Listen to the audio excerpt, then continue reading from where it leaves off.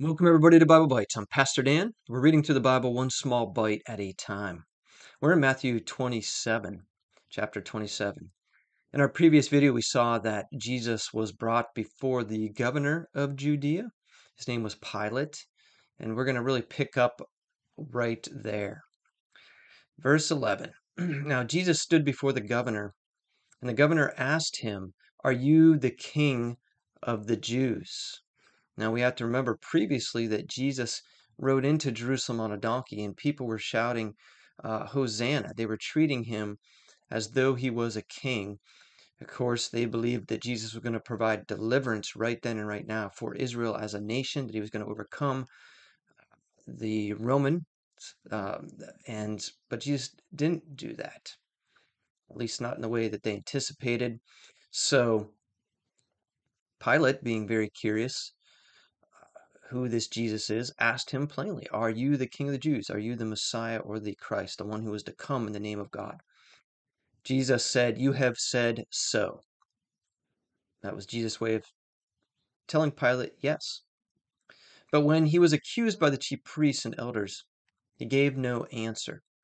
Then Pilate said to him, "Do you not hear how many things they testify against you?" But he gave him no answer, not even to a single charge, so that the governor was greatly amazed. Jesus didn't defend himself from these charges. Don't know 100% the reason, but we do know that Jesus understood that he had to go to the cross.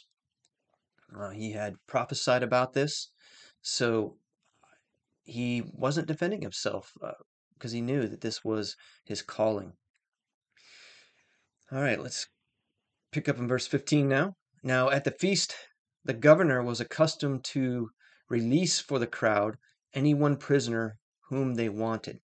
So apparently, this was a tradition back then that the governor would release to the Jewish people a prisoner.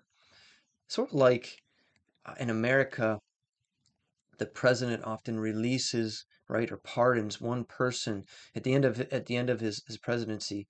I think it's a custom for him to release at least one or a few prisoners. And they had then a notorious prisoner called Barabbas. So when they had gathered, Pilate said to them, "Whom do you want me to release for you, Barabbas or Jesus, who is called Christ?" For all knew that it was out of the envy that they had delivered him up, for he knew. So Pilate knew that Jesus was innocent. He understood that there was a good bit of envy and jealousy going on in the religious leaders or among the religious leaders. And so let's see what Pilate does, knowing that Jesus is innocent. It says, "Besides, while he was sitting on the judgment seat, his wife sent word to him, 'Have nothing to do with that righteous man, for I have suffered much because of him today in a dream.'" So not only did Pilate have intuition enough and sense enough to realize what was going on, that Jesus was innocent, but his wife came to him saying, "Listen, I've had dreams about Jesus and he's righteous. Just don't have anything to do with this conspiracy, right, of the Jewish people." Now the chief priests and the elders persuaded the crowd to ask for Barabbas and destroy Jesus. And so again, we see that the religious leaders were the instigators, but of course the crowd went along with everything. The governor again said to them, "Which of the two do you want me to release for you?" And they said Barabbas. So Pilate asks again, like he's really trying to get them to, to choose Jesus. Pilate said to them, "Then what shall I do with Jesus, who is called Christ?" So again, that's the anointed one in the Greek. It's the same term it's the same term as Messiah, which is more the Old Testament word for anointed one. They all said, "Let him be crucified."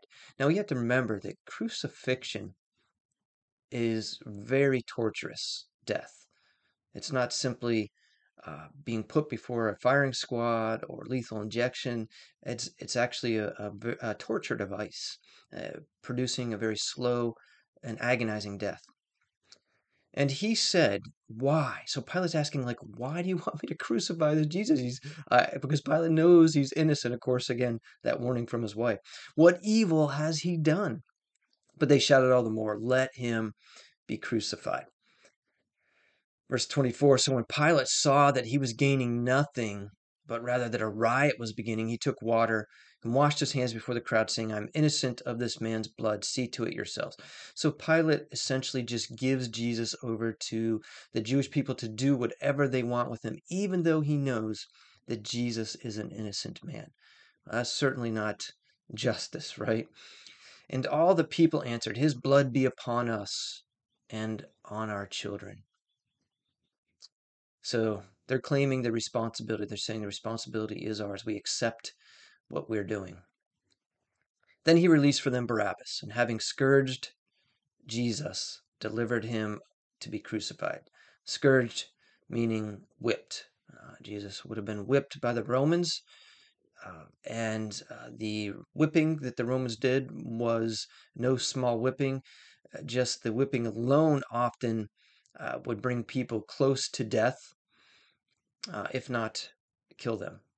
So, all right, we'll pick up then what happens as Jesus is among the Roman soldiers. Then, what takes place then, and of course going forward after that.